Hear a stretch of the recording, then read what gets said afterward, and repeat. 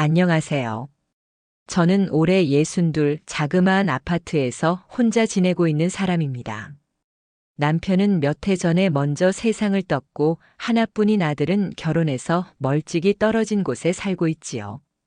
며느리하고는 글쎄요, 딱히 정이 들 틈도 없이 어정쩡한 사이였달까요? 볼일 있을 때만 연락하고 명절이나 생신 같은 날에도 겨우 문자 하나 오는 정도. 뭐 요즘 다들 그렇다지만요. 그런데 며칠 전엔 정말 깜짝 놀랄 일이 있었답니다. 며느리가 유럽 여행을 다녀왔거든요. 처음엔 그것도 몰랐어요. 여행 간다는 말도 없었으니까요. 그런데 어느 날 아침 전화 한 통이 걸려오더니만 환하게 웃는 목소리로 이러는 겁니다. 어머님, 오늘 잠깐 들러도 괜찮을까요? 드릴 게 있어서요. 순간 무슨 일 있나? 싶었지요. 그 애가 먼저 전화를 해오고 선물까지 준비한다는 게 정말 흔치 않은 일이거든요. 얼떨떨한 마음으로 집을 치우고 차 한 잔 끓여두고 기다렸지요. 조금 지나 며느리가 도착했는데 평소보다 훨씬 상기된 얼굴이더라고요. 손에 큼직한 종이백을 하나 들고는 거실로 들어오더니 조심스럽게 제게 내밉니다. 여기요. 어머님 생각나서 프랑스에서 사왔어요. 브랜드 가방이에요. 가방이요? 브랜드요? 귀가 번쩍 뜨였습니다. 종이백 안에서 꺼낸 건 고급스러운 상자였고 그 안엔 곱게 접힌 먼지 주머니가 있었어요. 조심조심 꺼내보니 정말이지 한눈에 봐도 비싸 보이는 가방이 나왔지요. 와인빛에 가까운 색감에 금장 장식이 은근하게 반짝이는 게 손에 들어보니 가죽도 부드럽고 어깨끈도 세련되게 빠졌더라고요. 요즘 파리에서 인기 많은 디자인인데 어머님 스타일이랑 잘 어울릴 것 같아서요. 며느리는 그렇게 말하며 웃었습니다. 그 말에 마음이 확 풀리더라고요. 그동안 있었던 서운함이 그 한마디에 싹 녹아내리는 느낌이었어요. 아이고, 이걸 놔주려고 사왔구나. 아이고, 고맙다, 애미야. 이런 귀한 걸. 진심으로 감동했답니다. 생각해보면 며느리한테 무슨 큰 기대를 한 적도 없는데 그저 전화 한 통에도 마음이 오락가락할 만큼 그 애의 한마디, 한 행동이 늘 저한텐 커다랗게 다가오곤 했지요. 그날 밤 저는 가방을 옆에 두고 잠이 들었습니다. 마치 선물 받은 아이처럼요. 거울 앞에서 몇 번이고 들어보며 이걸 내가 받아도 되는 건가 싶은 마음도 들었지만 괜히 뿌듯하고 따뜻했지요. 다음 날은 동네 문화센터에 가는 날이었어요. 요가 수업도 있고 끝나고는 언니들이랑 커피도 한잔 하거든요. 그 가방을 꼭 들고 나가야겠다는 생각이 들더라고요. 옷장 앞에 서서 이것저것 입어보며 가방이 잘 어울릴 만한 걸 고르느라 아침 시간이 훌쩍 지나버렸습니다. 결국 밝은 크림색 니트를 입고 검정 바지에 단정하게 머리도 말렸지요. 가방 하나에 사람 마음이 이렇게 설레일 줄은 몰랐습니다. 문화센터에 도착하자 언니들이 저를 보고는 놀라셨습니다. 어머, 누구 생일이에요? 오늘 왜 이렇게 단정하게 하고 나오셨어? 가방이 새 거네. 이거 어디 브랜드야? 저는 어깨에 맨 가방을 살짝 자랑스럽게 들어 보였습니다. 우리 며느리가 프랑스에서 사온 거래요. 현지에서만 나온다나 뭐라나. 그 말에 언니들은 감탄사를 연발했습니다. 와, 며느리가 센스 있네. 요즘은 시어머니한테 이런 선물하는 애들 드물다. 진짜야, 나도 딸이 있는데 저런 건 절대 안 사줘. 그 말을 들으며 저는 괜히 마음이 찡했습니다. 평소에 얄미워도 속상해도 결국은 가족이지요. 그렇게 마음 써주는 구석이 있다는 걸 느끼는 순간 그 모든 서운함이 희미해졌습니다. 그날은 기분이 참 좋았습니다. 가방을 곁에 두고 언니들과 커피를 마시며 웃고 떠드는 그 시간이 얼마나 소중하게 느껴지던지요. 며느리 덕분에 참 오랜만에 제가 사람 대접받는 기분이었달까요? 그런데 이 이야기는 여기서 끝이 아니랍니다. 그 다음 날 동네에서 뜻밖의 이야기를 듣게 되었어요. 그 가방이 진짜가 아닐 수도 있다는 말을요. 며칠 전 며느리가 사다 준 가방을 들고 문화센터에 갔던 그날, 저는 한껏 들떠 있었습니다. 가방 하나 바꿨을 뿐인데 괜히 제가 근사한 사람이 된 듯한 기분이더라고요. 어깨에 살포시 걸친 가방이 뭐라고 유난히 허리도 펴지고 목소리도 한 톤 높아지더군요. 언니들도 하나같이 칭찬을 해주셔서 더 신이 났습니다. 요즘 이런 디자인은 아무 데서도 못 구한다. 프랑스 본점이라니 며느리 안목이 대단하네. 이런 말들이 얼마나 듣기 좋던지요. 그날은 요가 수업을 마치고 문화센터 카페에서 차를 마셨습니다. 늘 같이 어울리는 친구들 6명이 둥그렇게 둘러앉아 이런저런 이야기를 나눴지요. 어떤 날은 손주 자랑이 넘쳐나고 또 어떤 날은 남편 흉보느라 시간 가는 줄 모르는데 그날은 제 가방 이야기가 중심이었답니다. 언니, 근데 진짜로 며느리가 이걸 선물했어요? 요즘 젊은 사람들 어른한테 그런 거 잘 안 사주는데. 그렇다니까 프랑스 어디서 샀다더라. 무슨 생트노래거리? 그런 데 있다고. 제가 며느리 말대로 얼핏 기억나는 지명을 떠올리며 말하자 다들 감탄사를 연발했습니다. 그중 한 명, 평소에 유난히 꼼꼼하고 말 많은 순자 언니가 가방을 유심히 들여다보더니 이러는 겁니다. 잠깐만.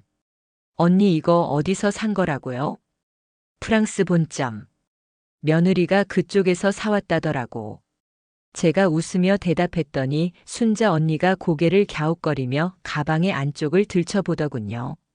근데 이 라벨이 조금 이상한데? 이상해? 왜? 그 말을 듣고 나머지 언니들도 하나둘씩 고개를 내밀더니 순자 언니가 한마디 딱 내뱉었습니다. 나 이 브랜드 진짜 좋아해서 많이 봤는데 이거 짝퉁 같아. 요즘 동대문에 가도 비슷한 거 팔더라고. 가죽 느낌이 좀 다르네. 그 순간 제 귀가 울리는 듯 했습니다. 그럴 리가 며느리가 직접 사왔다는데. 제 목소리는 저도 모르게 작아졌습니다. 순자 언니는 말꼬리를 흐리며 에이 나도 정확하진 않은데 하면서 말을 줄였지만 이미 자리에 있던 모든 사람들 얼굴엔 미묘한 기류가 흐르기 시작했습니다. 누구는 요즘은 진짜랑 똑같이 나와서 전문가도 헷갈린다 하고 또 누구는 진짜 비싼 거면 며느리가 어머님한테 주겠어요? 하며 웃고 넘기려 했지만 그 말들이 전부 제 마음을 긁는 것만 같았습니다. 갑자기 얼굴이 화끈 달아오르더군요. 아까까지만 해도 자랑스럽게 어깨에 걸고 있던 그 가방이 순식간에 무거운 돌덩이처럼 느껴졌습니다. 설마 정말 짝퉁일 리가. 하지만 한편으론 혹시 그럴 수도 있나? 하는 의심도 들었습니다. 그날은 머리가 멍한 채로 집에 돌아왔습니다. 현관문을 닫고 나서야 숨을 크게 내쉴 수 있었지요. 가방을 테이블 위에 내려놓고 몇 번이고 살펴봤습니다. 겉으로 보기엔 여전히 곱고 반짝였지만 이상하게 그때의 설렘은 온데간데 없고 낯선 물건을 보는 듯한 기분이 들었습니다. 왜 굳이 이걸 나한테 줬을까? 그 돈이면 본인이나 좋은 거 사지. 진짜면 뭐하고 짝퉁이면 뭐하려고. 별별 생각이 다 들었습니다. 그리고 그중 하나가 마음에 깊이 박히더군요. 혹시 나를 무시해서? 며느리 얼굴이 떠올랐습니다.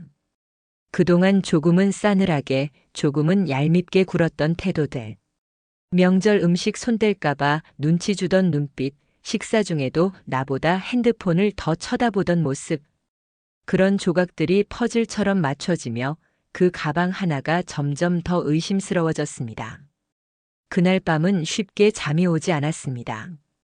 며느리의 선이었기를 바라는 마음과 혹시 일부러 그랬을지도 모른다는 불신이 엉켜 머리가 아팠습니다. 내가 너무 예민한 걸까? 아니면 며느리가 사다 준 가방이 짝퉁일지도 모른다는 말을 듣고부터 제 마음은 하루 종일 뒤숭숭했습니다. 아무리 생각해도 설마 그럴 리가 있나 싶다가도 친구들 앞에서 망신당한 순간이 자꾸 떠올라서 머리가 복잡해졌지요. 그래서 결국 제가 직접 확인해 보기로 했습니다. 그냥 마음 편하게 한번 보고 오자. 별일 아니면 더 좋고. 그렇게 저 자신을 다독이며 평소 같으면 잘 가지도 않는 백화점에 발걸음을 옮겼습니다. 백화점 명품관 1층. 유리 진열장 안에 반짝이는 가방들, 조용히 웃는 직원들, 고급 향수 냄새까지. 솔직히 좀 위축됐습니다. 어깨를 움츠리며 한참을 서성이다가 용기 내어 한 직원에게 조심스럽게 말을 걸었습니다. 저기요, 저 이 가방 좀 봐주실 수 있을까요? 직원은 환하게 웃으며 제게 다가왔습니다. 네, 고객님. 어떤 걸 도와드릴까요? 손에 들고 있던 가방을 조심스럽게 내밀었습니다. 직원은 가방을 받아들고 조심스럽게 살펴보더니 실례하겠다고 하며 안쪽 라벨, 스티치, 금장, 안감을 차례로 확인했습니다. 그 순간 제 심장은 콩닥콩닥 뛰기 시작했습니다. 아무 일 없기를 그냥 진짜라고 해주면 좋겠는데. 잠시 후 직원이 조심스럽게 입을 열었습니다. 고객님, 이 제품은 저희 정식 매장에서 판매된 제품은 아닌 것 같습니다. 네. 로고 각인, 가죽결, 내부 라벨 위치가 정품과는 다소 차이가 있습니다. 최근 들어 유사한 디자인의 가품이 많이 유통되고 있어서요. 그 말을 듣는 순간 세상이 조용해지는 것 같았습니다. 얼굴이 화끈 달아올랐고 손끝이 얼어붙는 듯 했지요. 입에서는 아 그래요라는 말밖에 나오지 않았습니다. 가방을 조심스레 다시 받아들고 백화점을 나서는 길. 사람들이 다 저를 쳐다보는 것만 같았고 손에 들린 이 가방이 마치 가짜라고 소리치는 것만 같았습니다. 집으로 돌아오는 지하철 안에서 저는 창밖만 멍하니 바라보았습니다. 진짜였으면 얼마나 좋았을까, 왜 그런 걸 나한테 줬을까. 마음 한구석에서 화가 치밀어 오르기 시작했습니다. 내가 그렇게 만만했나? 그깟 짝퉁 하나 주면 내가 고마워서 어쩔 줄 몰라 할 거라고 생각한 걸까? 그동안 참았던 서운함이 폭발하듯 떠올랐습니다. 며느리가 내 생일은 까먹어도 자기 엄마 생일은 잊지 않고 챙겼던 거. 명절마다 손 하나 까딱 안 하고 내가 주방에서 허리 굽힐 때 폰만 만지던 모습. 그런 애가, 그 며느리가 짝퉁 가방을, 그것도 아무 말 없이. 속이 부글부글 끓었습니다. 하지만 또 한편으로는 이런 생각도 들더군요. 혹시 정말 몰랐던 건 아닐까? 젊은 애들 말대로 인터넷에서 샀는데 그게 진짜인 줄 알고 괜히 나 혼자 오해하고 있는 건 아닐까? 화가 났다가 또 스스로를 의심했다가 그러다 다시 며느리 얼굴이 떠오르면 억울하고 기가 막혔습니다. 결국 가방은 옷장 구석 깊숙이 처박아 뒀습니다. 다시 보고 싶지도 않았습니다. 볼 때마다 그날의 망신, 그날의 부끄러움이 함께 떠오르니까요. 그날 밤 잠이 오지 않아 휴대폰을 들여다보다가 며느리가 보낸 카톡 사진들을 다시 보게 되었습니다. 파리 거리 풍경, 카페 앞에서 찍은 셀카, 쇼핑백을 양손 가득 든 사진들. 사진 속 며느리는 환하게 웃고 있었습니다. 하지만 그 웃음이 이제는 달라 보였습니다. 내게 무슨 생각으로 그 가방을 준 걸까? 정말 고마움이었을까? 아니면 그냥 적당히 넘기려는 거였을까? 그날 이후 며느리에게 연락이 와도 저는 차마 답을 하지 못했습니다. 그저 마음이 식은 채 복잡한 감정 속에서 하루하루를 보내고 있었지요. 하지만 저는 아직 이대로 끝내고 싶지 않았습니다. 내가 그렇게 만만한 사람도 아니고 그렇게 속고도 그냥 웃고 넘어갈 그런 성격도 아니니까요. 며느리가 준 그 가방을 옷장 깊숙이 넣어둔 지 며칠이 지났습니다. 그동안 제 마음속은 복잡하기만 했습니다. 혹시 정말 몰라서 그랬던 걸까? 그래도 나를 생각하는 마음이 있었다면 그런 건 주면 안 되는 거 아닌가? 아무리 좋게 생각해 보려 해도 도무지 마음이 풀리지 않았습니다. 특히 친구들 앞에서 당했던 그 망신은 자다가도 벌떡 일어날 만큼 부끄러웠습니다. 그렇게 며칠을 앓듯 지내던 중 마침 며느리 생일이 다가왔습니다. 그 순간 문득 이런 생각이 들었습니다. 그래. 너도 한번 느껴봐라. 그 기분이 어떤 건지. 말로는 도저히 통할 상대가 아니니 똑같이 되돌려주는 수밖에 없었습니다. 처음엔 저도 좀 망설였습니다. 나이 60이 넘은 사람이 가짜 가방을 선물하겠다는 게 얼마나 치졸하게 보일까 싶기도 했고요. 하지만 친구들에게 창피를 당하고 집에 돌아오는 길, 그때의 서러움이 아직도 제 등을 찌르듯 남아 있었습니다. 그래서 저는 마음을 굳혔습니다. 진짜같이 생긴 가짜 명품백. 그걸로 며느리 생일을 축하해주자. 저는 그 길로 인터넷을 샅샅이 뒤졌습니다. 그럴듯해 보이면서도 가격은 저렴한 걸로, 그리고 무엇보다 그 애가 저한테 줬던 것과 비슷한 디자인을 골랐습니다. 며칠 뒤 택배 상자가 도착했습니다. 조심히 비닐을 벗기니 정말 영롱한 가방이 들어 있었습니다. 정말 모르는 사람이 보면 백화점에서 산 정품이라 해도 믿을 만큼 번듯했습니다. 그걸 보는 순간 마음이 한결 가벼워졌습니다. 그래. 이걸로 너도 한번 당해봐라. 내가 얼마나 민망하고 속상했는지 너도 알게 될 거야. 며느리 생일 당일 저는 일부러 평소보다 맛있는 반찬도 좀 하고 작정하고 웃는 얼굴로 맞이했습니다. 생일 축하한다. 이거 선물 준비했어. 지난번에 백화점 갔다가 내 생각나서 샀어. 며느리는 눈을 동그랗게 뜨며 상자를 받았습니다. 어머, 어머니 이걸 왜요? 비싼 거 아니에요? 그러면서도 손은 바쁘게 리본을 풀더군요. 상자가 열리자 며느리의 눈이 반짝였습니다. 헉, 이 브랜드 저 이거 진짜 갖고 싶었는데요. 그리고는 가방을 들고 거울 앞에서 어깨에 척 걸쳐보며 말했습니다. 어머님 진짜 센스 있으시다. 완전 딱 제 스타일이에요. 저는 웃으며 말했습니다. 백화점 직원이 요즘 젊은 사람들이 좋아한다고 해서 그냥 샀지 뭐. 나야 이런 건 잘 모르잖니. 며느리는 감격한 듯 고개를 끄덕이며 말했습니다. 진짜 최고세요. 엄마보다 어머님이 더 저를 잘 아시는 것 같아요. 그 말을 듣는 순간 속이 얼마나 시원하던지요. 그래, 너도 한번 그렇게 속아봐라. 겉으로는 웃고 있었지만 속으로는 똑같이 말하고 있었습니다. 그거 짝퉁이야. 나도 내가 줬던 그 가방 그렇게 자랑하다가 얼마나 창피했는지 알아? 며느리는 그 가방을 품에 안고 친구들이 보면 다들 부러워하겠죠? 하며 웃었습니다. 그 웃음소리에 저도 고개를 끄덕이며 말했습니다. 그래, 다들 부러워하겠지. 그 가방 꽤 눈에 띄잖니. 제 말뜻을 며느리는 전혀 눈치채지 못했습니다. 그게 더 통쾌하더군요. 물론 이게 큰 복수는 아닐 수도 있습니다. 하지만 제 마음속 응어리는 어느 정도 풀렸습니다. 그 애가 나중에라도 진실을 알게 된다면 그때 조금은 제가 느꼈던 그 서러움을 이해하게 되겠지요. 그걸로 됐습니다. 이제는 그 가방을 다시 떠올려도 울컥하지 않을 것 같습니다. 며느리에게 그 가방을 선물한 뒤로 저는 참 오랜만에 마음이 가벼웠습니다. 며느리는 며칠 내내 새 가방을 들고 다녔고 집에 올 때마다 자랑을 했습니다. 어머님 덕분에 친구들이 다 부러워했어요. 다들 제가 남편보다 시댁복이 많대요. 입에 침이 마르도록 칭찬을 늘어놓는데 저는 그저 미소만 지었습니다. 속으로는 생각했지요. 그래, 지금은 좋지. 나도 그랬으니까.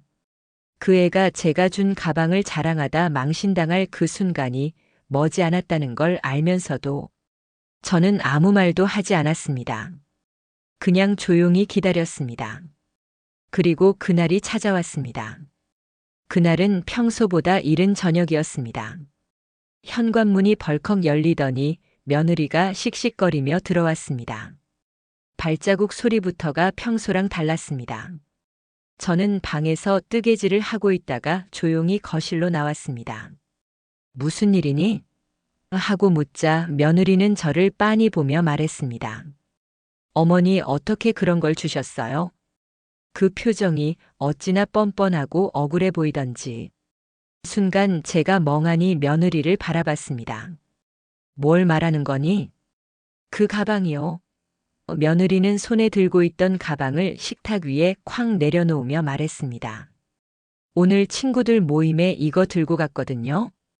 근데 거기 한 명이 백화점 VIP라면서 이건 정품이 아니라는 거예요. 다들 한마디씩 하는데 얼마나 창피했는지 아세요? 그 순간 제 속에서 뭔가 끓어오르는 걸 꾹 눌러야 했습니다. 그래도 저는 애써 침착한 목소리로 말했습니다. 그래. 난 백화점에서 산다고 했는데 직원이 잘못 줬나 보구나. 그게 문제가 아니라니까요. 며느리는 얼굴을 붉히며 말을 이었습니다. 제가 어머님이 주신 거라고 했더니 다들 눈치를 보는 거예요. 어머님이 가짜를 사줬다고 생각했겠죠. 제가 무슨 사람 망신 주려고 일부러 그런 것 같겠어요? 저는 그제야 천천히 며느리 앞으로 다가가 의자에 앉았습니다. 그리고 아주 조용히 하지만 분명한 목소리로 말했습니다. 그럼 너는 왜 나한테 그런 걸 줬니? 네. 며느리는 당황한 듯 눈을 깜빡였습니다. 지난번에 내가 해외여행 갔다 온 후에 내 생일이라고 준 그 가방 말이야. 친구들이랑 모임에 들고 갔다가 그게 짝퉁이라는 얘기 듣고 내가 얼마나 민망했는지 너는 아느냐고. 그 순간 며느리의 얼굴이 굳어졌습니다. 입술이 바짝 마른 듯 혀로 한번 훑더니 말없이 시선을 피하더군요. 너한텐 단지 가방일지 몰라도 난 그거 받으면서 내가 처음으로 나를 생각해줬다고 믿었단다. 그래서 얼마나 기뻤는지 몰라. 근데 친구들 앞에서 그게 가짜라는 소리를 듣고 나니까 그게 사람 마음을 얼마나 아프게 하는지 이제 너도 느껴봤지? 며느리는 한참을 말없이 앉아있더니 결국 작게 중얼였습니다. 저는 그런 줄 몰랐어요. 몰랐다고? 내가 직접 사온 거잖니. 인터넷으로 그냥 해외 직구인 줄 알고. 그렇게까지 생각 안 했어요. 저는 한숨을 쉬며 말했습니다. 그래, 너도 실수였을 수 있다. 나도 너한테 뭐라 따지지 않았어. 그냥 넘기려다가 너무 속상해서. 한 번쯤은 너도 그 기분을 느껴봐야겠다고 생각했단다. 며느리는 그제야 고개를 푹 숙였습니다. 식탁 위에 놓인 가방을 바라보며 입을 다문 채 한참을 있더군요. 잠시 뒤 며느리는 조용히 일어났습니다. 죄송해요, 어머니. 그땐 제가 너무 무심했네요. 그 말을 들은 저는 살짝 마음이 누그러지긴 했지만 그동안의 서운함이 하루아침에 사라지진 않았습니다. 그래도 이렇게라도 서로 말하고 나니 조금은 속이 후련했습니다. 며느리가 방으로 들어간 뒤 저는 혼자 남아 식탁에 앉아 있었습니다. 그 가방을 다시 한번 바라보았습니다. 겉보기에야 번쩍거리고 그럴싸하지만 알고 보면 껍데기뿐인 것이지요. 어쩌면 며느리와 저의 관계도 그동안 그랬던 건 아닐까 하는 생각이 스치더군요. 며느리가 제게 잘해주었던 적이 없었던 것은 아닙니다. 명절이면 제사 음식 도와주겠다며 부엌에 들어오고 가끔은 제 약 타오는 것도 잊지 않고 챙겨줬지요. 하지만 그런 모습보다 제 말 끊고 본체 만체하던 모습이 더 오래 남는 게 사람 마음이더라고요. 며칠 후 며느리는 제게 조심스럽게 다가와 말했습니다. 어머님, 저 사실 그 가방 제가 되팔았어요. 저는 의아한 눈으로 그녀를 바라봤습니다. 그 짝퉁 가방이요. 인터넷에 보니까 가짜 명품도 사고 파는 데가 있더라고요. 어머님께 받은 건데 그냥 버릴 수가 없어서 그 돈으로 차라리 진짜 가방을 사드리고 싶었어요. 저는 웃음이 나왔습니다. 그렇게까지 안 해도 돼. 난 이미 그 가방으로 하고 싶은 말 다 했는걸. 그래도요, 저 그날 이후로 생각이 많았어요. 제가 어머님 마음을 너무 가볍게 봤던 것 같아서요. 순간 저는 며느리의 눈을 바라봤습니다. 예전과는 다른 눈빛이었습니다. 그 눈 속엔 뭔가 조금, 아주 조금 미안함이 담겨 있었지요. 그래, 그 마음이면 됐다. 이젠 내가 뭘 받느냐보다 내가 어떤 마음으로 다가오는지가 더 중요하단다. 그 말을 하면서도 마음 한켠에는 여전히 경계심이 남아 있었습니다. 사람 마음이 하루아침에 바뀌는 건 아니니까요. 하지만 적어도 우리가 한 번은 진심으로 이야기했다는 것만으로도 저는 큰 위안이 되었습니다. 며느리는 그날 이후로 조심스럽게 변하기 시작했습니다. 저녁밥도 같이 먹자고 하고 가끔은 제 방문을 두드리며 말벗이 되어주려고도 했습니다. 그게 진심인지 아닌지 아직은 잘 모르겠습니다. 하지만 저는 그 변화의 씨앗 하나가 생긴 것만으로도 감사했습니다. 그 가짜 가방은 지금 어디 있느냐고요?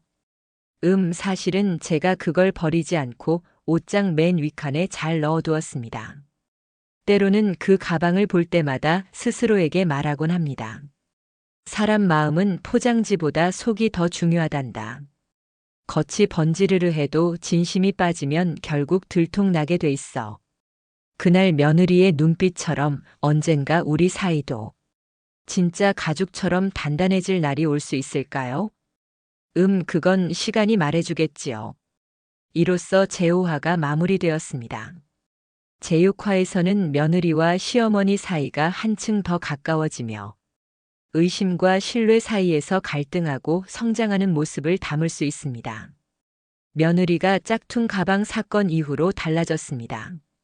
예전엔 제가 거실에 있으면 방으로 쏙 들어가 버리기 일쑤였는데 요즘은 일부러 제 옆에 앉아 이런저런 이야기를 꺼내더군요.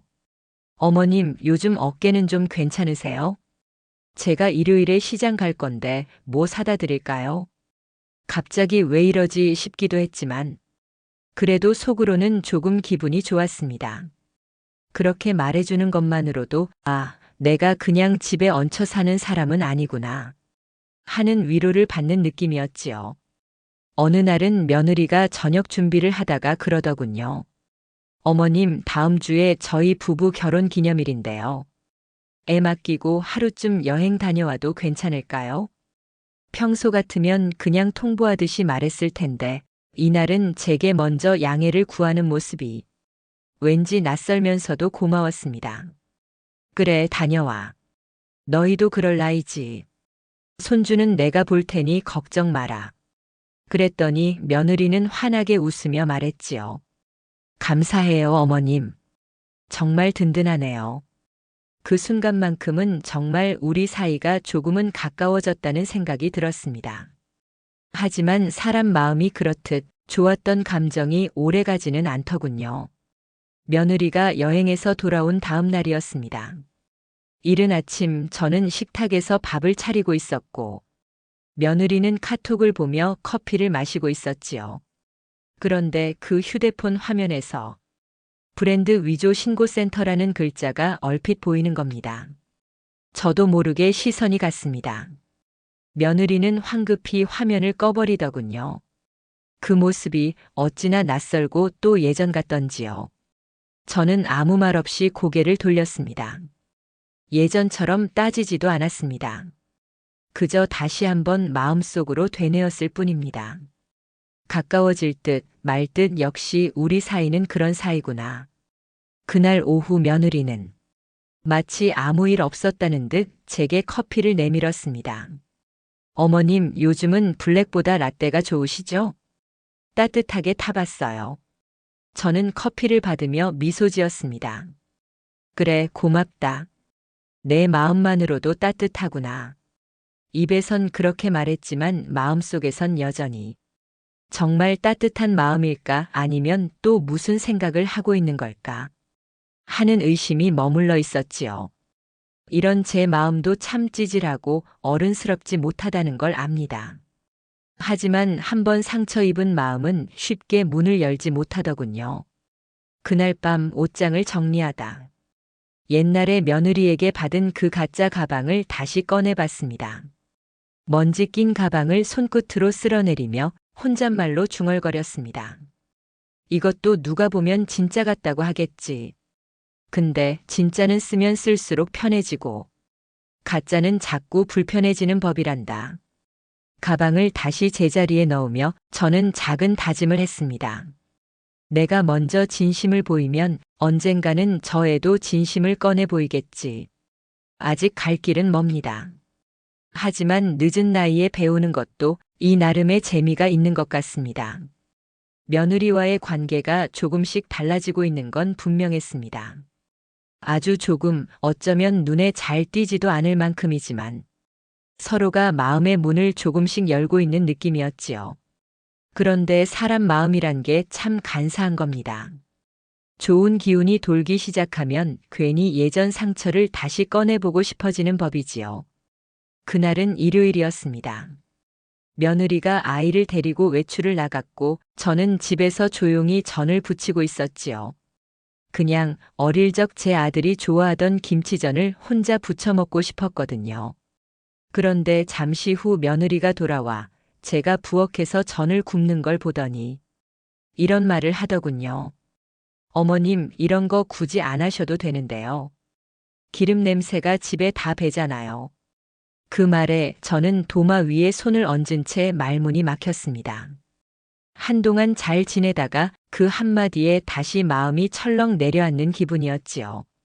그래, 너희 집에선 김치전도 못 부치나 보구나. 저는 조용히 대꾸했지만 며느리는 눈치를 못 채고 덧붙였습니다. 냄새 배면 요즘 애들도 싫어해요. 그냥 전자레인지용 파는 거 데워 드시지 요즘 잘 나와요.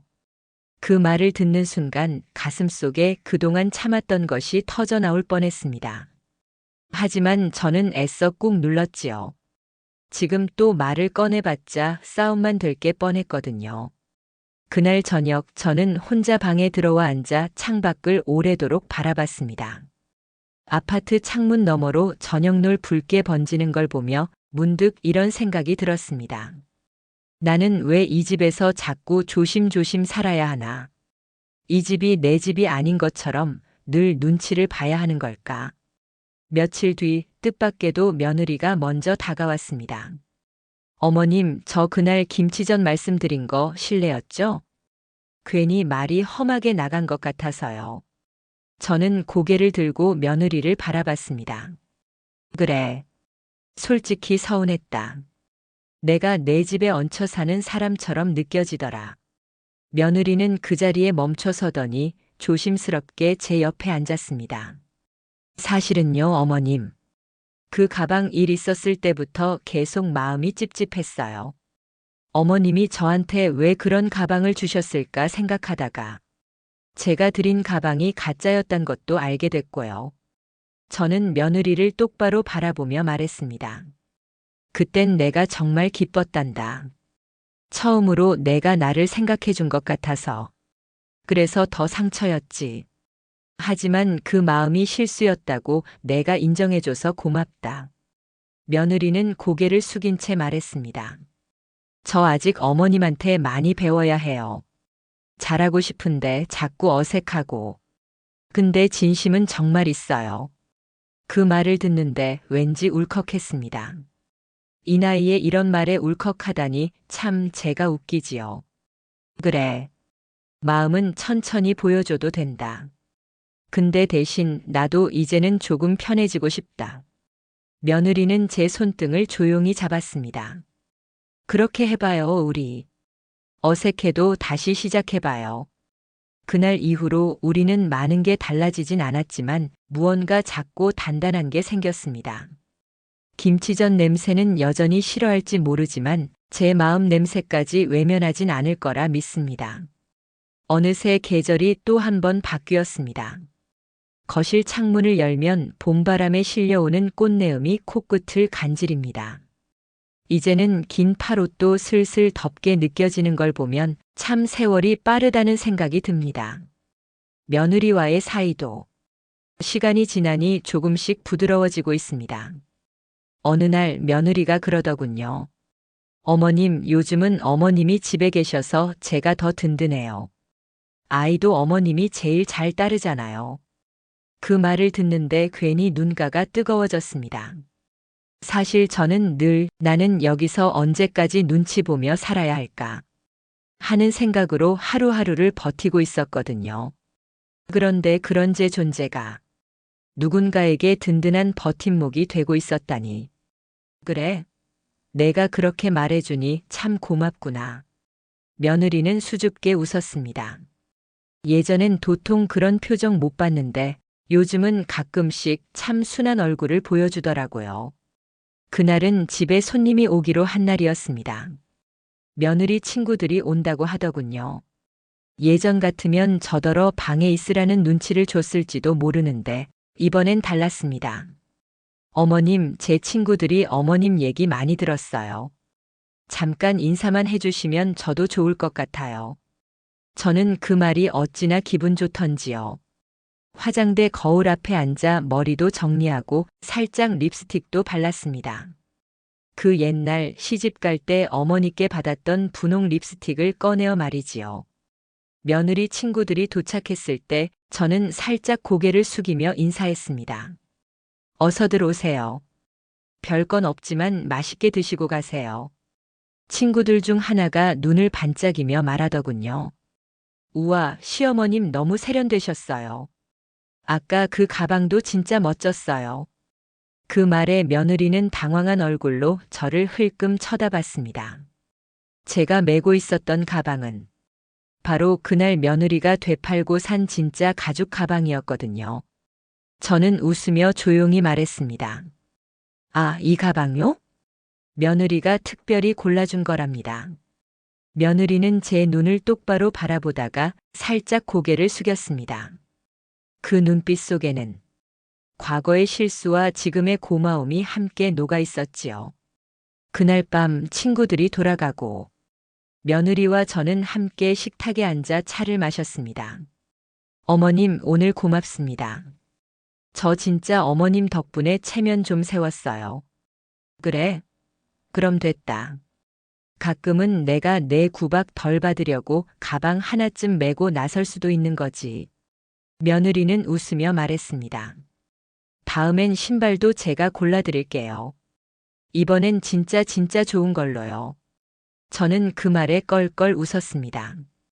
그래, 다음엔 신발이다. 근데 진짜 가죽으로 부탁해. 그날 밤 저는 오랜만에 마음이 따뜻해졌습니다. 비록 겉은 번쩍이는 명품도 아니고 화려한 말이 오가지도 않았지만 서로의 마음이 조용히 익어가는 소리가 들리는 듯 했습니다. 며느리와 저는 그렇게 조금씩 가짜를 지나 진짜 마음으로 서로를 알아가고 있었습니다.